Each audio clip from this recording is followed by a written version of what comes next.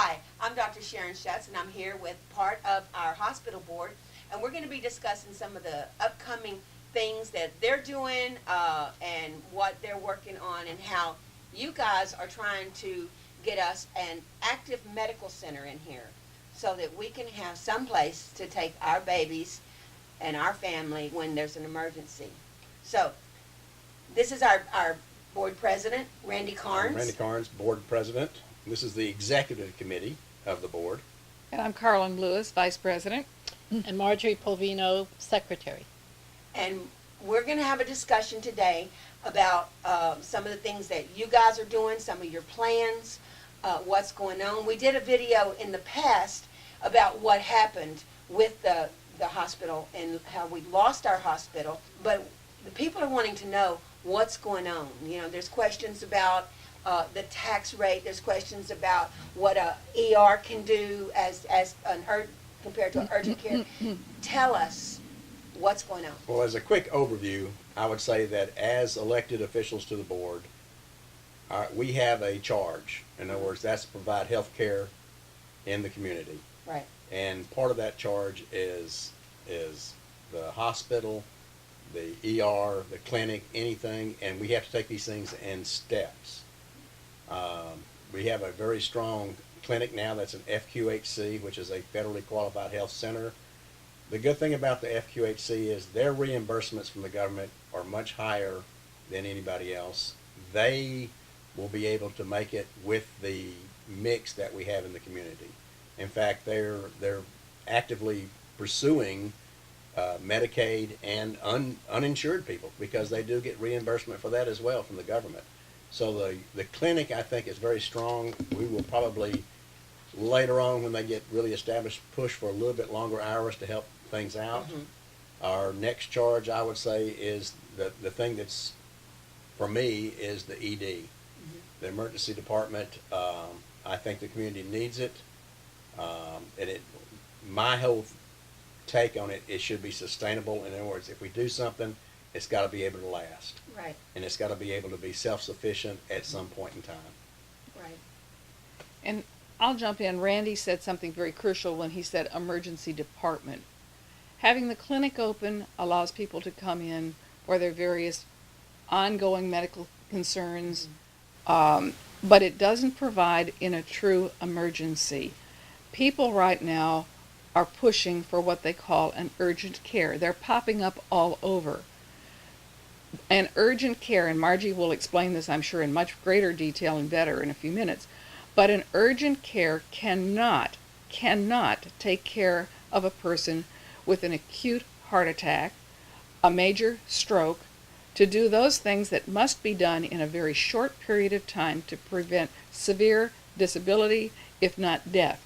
They cannot take an ambulance delivery. They cannot send out by ambulance. People don't seem to understand that.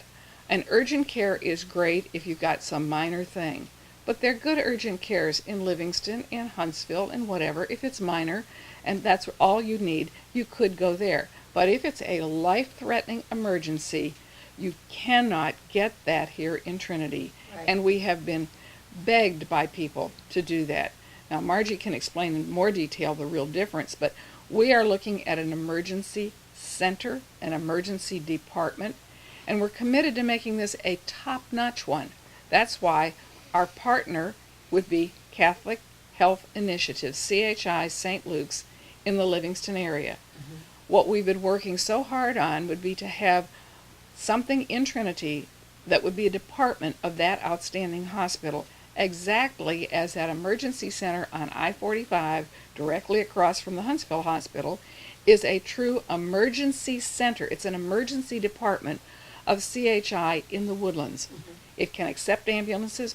It can send people out by ambulances. It is not an urgent care. But I keep being told, well, if they can do that, why can't we just have an urgent care? Margie can explain more, but there is a vast difference between an urgent care and an emergency department.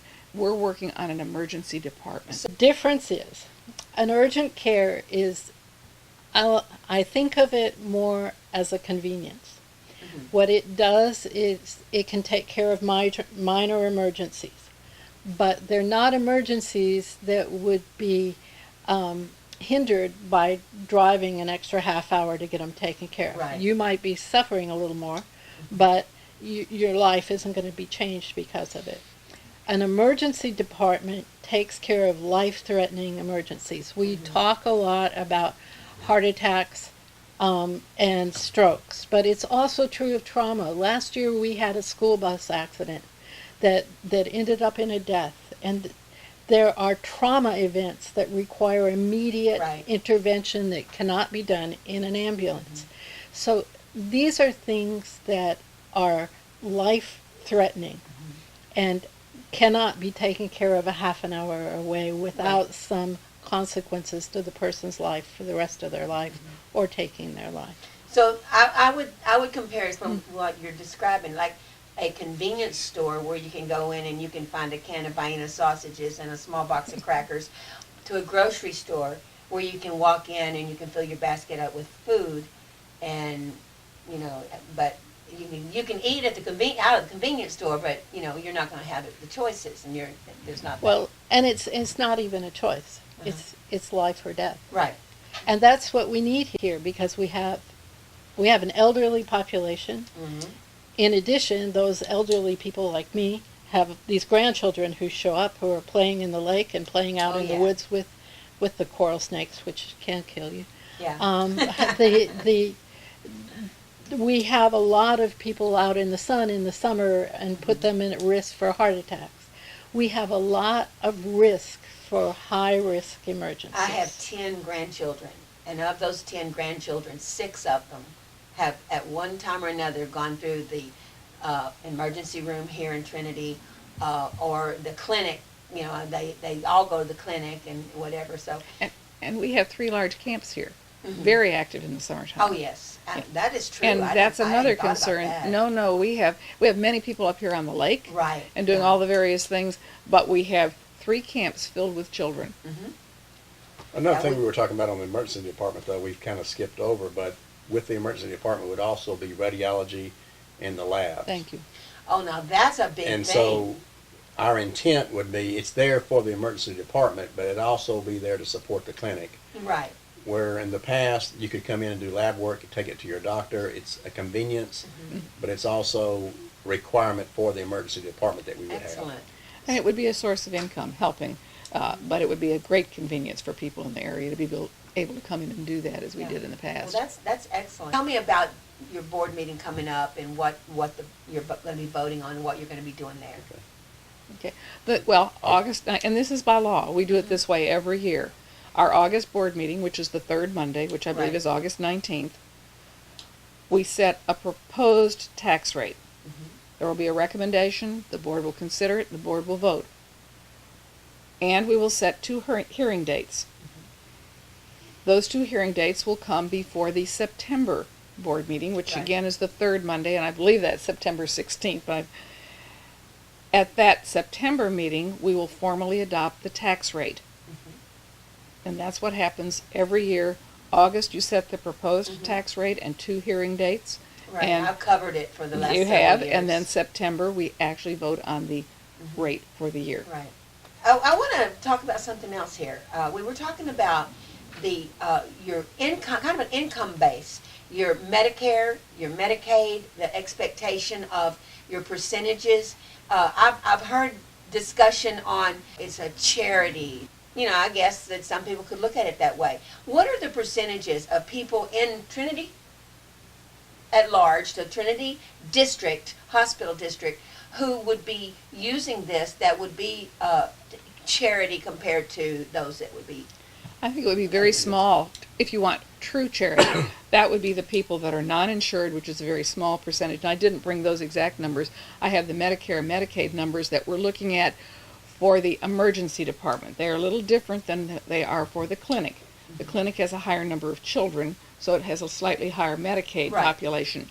But if we look at the number that we're looking at, what we call the pro forma that we've worked on for almost a year with CHI, studying not only our demographics, but demographics of similar types of emergency departments, we are looking at, I believe it's 17% Medicaid, 37% Medicare, And then the others would be the Blue Cross, Blue Shields, Aetnas, and a small proportion of non-pay. Now, what some people, when they're talking about charity, I'm over 55, I'm on Medicare, and we worked for it. So people that are on Medicare happen to be blessed to have a Medicare supplement, but there are many of those people, the 34% that I just said, I believe, that are on Medicare. Those are people that worked for that all their lives. They've paid into it. I do not consider that charity. No, so it's I don't not. know how you define charity. I think what we're doing is serving the population with whatever insurances they have. The small proportion that may not be insured or may have minimal insurance, such as Medicaid, that is our charge as set by law, that we must set aside a certain portion to care for the needy and indigent in the district. Right. That would be that small proportion. Okay. When somebody comes in and they use Medicaid, and say that somebody that's, that's in their 50s, they, and they bring their children in, their grandchildren, and they use Medicaid. How is that processed? Where does the money come from to pay for that? And how much does the hospital district pay in that situation? How much, am I making sense here? You've got your 17% that are Medicaid. Okay. Where does that money come from?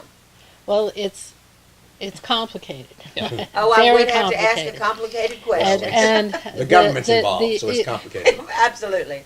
The issue is it gets billed through a centralized Medicare, Medicaid group. CMS is what it's Right. called, and it gets billed. It would be billed by CHI to those people, and then it gets reimbursed depending upon what their reimbursement rate is for each individual diagnosis. Right. And that's where what Randy said about the clinic now being FQHC becomes so very, very important. I make up this numbers. I usually don't make up numbers, but I'll make this one up. If a Medicaid reimbursement under CHI, which is not an FQHC, now help me, if that reimbursement for a $100 charge was $13, that same $100 charge for an FQHC, because Medicaid funds are flowing to that, much larger than they would flow to any other standalone hospital or other system. It is a federally qualified health center. Like $65, Higher, I think. yeah. So that charge, where there might have been $13 here, they could be getting as high as $65 for that same charge, because the government is allowing that Medicaid money to flow to the federally qualified health center, but not to a nonprofit hospital system like CHI. Right. So in the long run, then, we as a hospital district will be receiving higher funds than most not for the like- clinic. It would be Health Those. Point would receive those funds, but in turn, Health Point is not a profit-making organization. If they receive enough to sustain themselves, then we don't have to support them. Right. And you can see the huge That makes difference. sense. The huge difference. The pro formas we did for the clinic with CHI were in the, and we knew they would be bad, but we were determined not to lose health care in this community. So it was in the 800,000 range when we set it with them. It actually went higher than that before we left. They did pay rent. They paid the $110,000 rent too, so that really should have been deducted. If you say 900, it was closer to 800, or 800 closer to 700. But that's high. We knew that was not sustainable. We worked very hard to get to this FQHC. In fact, we even started on that when ETMC was here, trying to get an FQHC status so we would get the high reimbursement, therefore lowering what the district had to pay. Right. As I said, that drop from 800 or 900 down to 340 is significant. And then looking at as Margie has said, that $555,000 grant that they were able to bring in within the first few months that they were here. Right. I mean, that's tremendous. And that grant is for us to administer. Yes. The federally qualified, what was it again? Health center. Health center. Federally qualified health center. That is Trinity that is this? It's Health Point. Health Point. Health Point. There are 70, okay, they're all over the nation. There are, in the state of Texas, there are 70 such. There's one down in the Montgomery area called Lone Star, I believe. This one comes out of the Brazos Valley. It's called Health Point. They have, I believe, some 30 clinics and sites throughout the Brazos. I'm not sure a if it's quite that large. much, but I think I'm thinking of the Lone Star. They have a number of clinics and sites throughout the Brazos Valley area. They are in College Station. They're in Madisonville. It's a federally qualified health center. They have to go through a lot of things to be Right. able to be established. So Texas has 70. This is one of them, and we are a clinic That's quite of theirs. a statement. That's they, quite a and statement. FQHCs Well, we're a have, branch of have that. multiple things they can do. There's a pharmacy side to it. Ours does not have that, but you can go to one of their other clinics and they'll help you with prescriptions. There's They're also tremendous. they can. Some of them even have dental. Ours does not. I don't And know if eye. it will. Well, But in this FQHC does a lot. That's and this wonderful. grant that they got for us is to establish a center which will have 2 employees, and the one will be a caseworker. If people are having trouble getting transportation to their medical clinics Yeah. visits, it will assist them with that. If they're having a problem getting their medications, it will assist them with a way to find it That's at a awesome. cheaper price. If they don't have insurance that pays for a certain specialist they need to see, they help them find one who will accept them. Right. And so it is a real benefit to Yeah. our community. And they're also going to be bringing in, they hope soon, within like September, October, telemedicine, looking particularly at behavioral health issues, mental health type related issues. Right. And we have a real need for that. We Yes, had we the do. Burke Center here when ETMC was here, and they left and had not come back. So that's another need that we think will be being addressed in the near future. People will be able to see psychiatrists as well as other behavioral health professionals without ever leaving Trinity. Well, that would be nice. And telemedicine has come a long ways from what you would think of it. It's very effective. We have everything that we need, I think, to install it. In other words, you have to have a really good internet connection. We've got that in there, so everything should be in place to bring that online.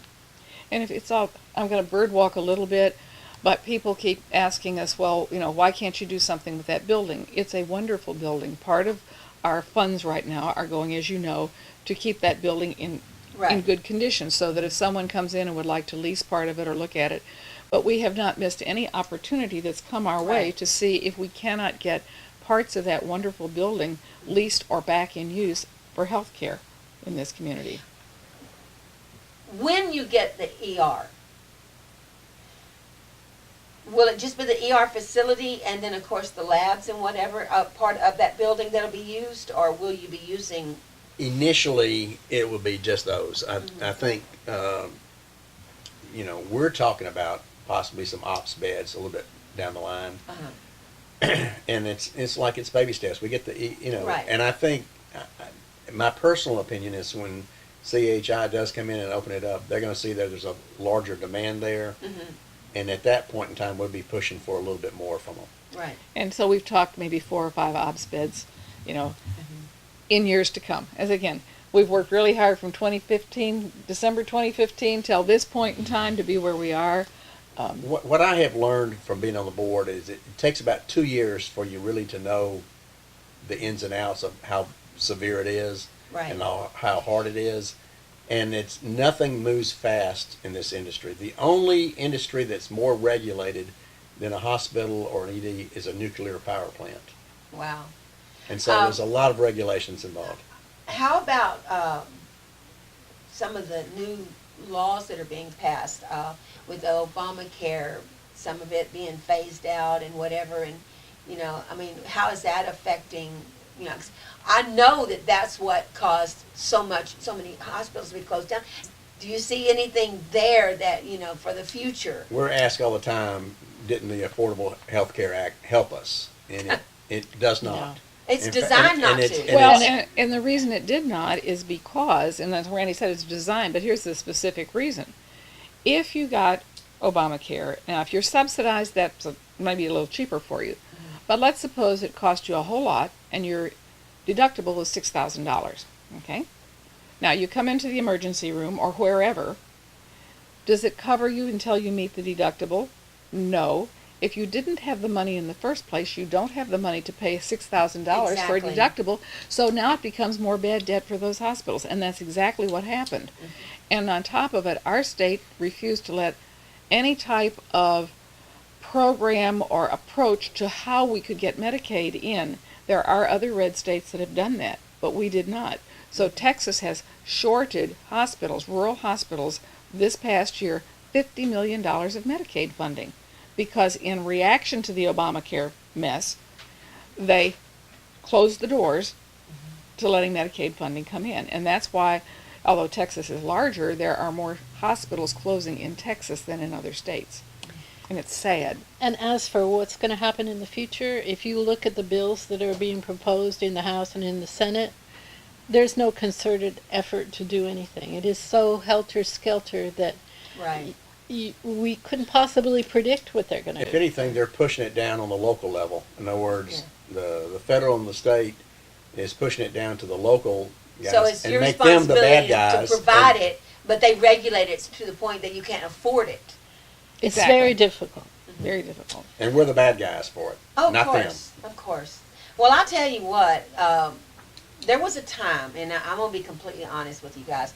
There was a time when I would, look at the tax thing and I would go, we don't have a hospital. Why am I paying taxes? This is crazy to pay taxes and not have a hospital. But then I sat down and I talked to you guys and I understood.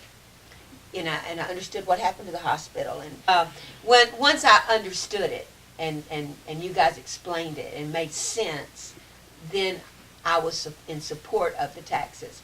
And and I'm in support of a hospital. We need a hospital. I've had broken bone grandchildren. My one grandson was run over and life flighted from this hospital to Houston, and and let me tell you something, we need an emergency center. There is legislation, there was this time and there has been, trying to make these various urgent care type situations be more transparent. Because what's happening to people is they go in and they think that they're going to be covered, and they think their bill is going to be $200, and then they find that their service was really out of network, and so now they get a bill for $2,000 or $3,000. Right. And the legislature has been trying to make that more transparent and to correct that. One of the issues we have had and why we have been working with CHI is that things are not out of network there, and they have covered all who come. To us, that was extremely important. It's very important. We did not want to set up a system, and we've had it around us, we're aware of it, where when someone goes in and they think this is their bill, all of a sudden they get lambasted with a bill far beyond their ability Right. to cover. So, yes, there are things the legislature is doing kind of, a little bit, things like that, Right. that should help. But that is why we are not going anywhere near, and we have had people coming and wanting to buy the hospital, or they kind of said, well, it'd be nice to buy it, or we'd like to come and run it. But then when we pin them down, they don't take all comers, and the way they talk about running their finances are not the kind of things we want to subject our community to. Right. So we are trying to be very careful to be guardians of our community, of our resources. Financially, we have done everything we know how to keep our funds solvent. We owe nothing. We have taken that reserve and used that reserve rather than raising taxes to get our clinic to the point where it is self-sustaining in the Right. current tax base. We worked hard to do that. It didn't just happen, because it's very complex and convoluted out there. And so we have guarded the funds of this district like, I don't know what, avenging angels. You kind of touched on something. Our support for the FQHC this year is 340-something thousand, However, minus the but rent. we get $110,000 $10,000 rent. back in rent. So the net Right. of that is a lot lower. And next year we're hoping for it to be even lower. Right, and that's the expectation. Well, and yes, they have expressed to us that their finances are such that they believe it will be lower next year. And they're very pleased with how it's going. Good. Okay, what can I do? What can the taxpayer of Trinity County, the Trinity Hospital District, what can we do to, if you want to support having a hospital, and you want to be part of making this happen, what can we do? How can we help you do what you're trying to do? Well, one thing is be informed. Understand what the problems are. Our board meetings are open, Right. but until there's a threat of a tax increase, nobody comes. We're there third Monday of every month. Right. Nobody shows up unless there's a threat of a tax increase. And most of those people come to protest, not to listen and Not to learn. listen and find Right. out, but our hands are kind of tied on a lot of things. In other words, we have to do things that are by the law and correct and everything. But be informed. Understand what an ED will do for the community. You're not going to have any other businesses coming in unless there's health care in the facility. Oh, yeah. We have a school I district that understand that needs it. We have the camps that need it. At Westwood, people will say, realtors have told me, well, when I'm trying to make a sale, and they'll say, but there's no nearby hospital. That's a real problem. The other thing is when you're being informed, don't be informed by word of mouth. Go and come back to the sources. So in other words, don't go on Facebook for your resources. That's Exactly. correct, because I promise that a lot of that information is not correct. Several people in their last meeting presented questions, and they didn't get all their questions answered. So we took the questions in and we answered the questions back to them, and also posted it on the website, the answers. That's another place. I would suggest people look at our website, because our website, TrinityMemorialHospitalDistrict.org, has the minutes of our meetings after they're approved. It has our information. We try our best to keep that up to date. So that is the source they need to come to. But again, it's been kind of sad, but Randy has had to thank, we're so glad all of you came when most of them were there to tell us how bad everything was. Right. But we meant it. But at at least least they they were came. there. They came. They were there. They came. So it's Trinity Memorial Hospital District. District, all spelled out. All Right. together, one word. Okay. TrinityMemorial.org. .org. All right, we'll put that on the screen here in front, and it'll be running right across in front of you guys. And we try to keep everything up to date on that. Okay. And I would say the other thing would be to, when you see a board member, there are 9 of us, we come from different parts of the community, speak to them, thank them, offer positive suggestions, and when time comes to vote in ways that will be supportive of keeping good medical care in this community. Right. Okay. Well, I thank you for sitting down with me, and I hope this helps the community. I know right now people are wanting to know the facts, and that's what this is all about, is trying to get facts out so that people And I have will to know. feel like there's a silent majority out there. I know we're getting beat up pretty hard right now. Right. But I do think in fact, several have come to me. There is a need for an ER, and a lot of them want it. And Yeah.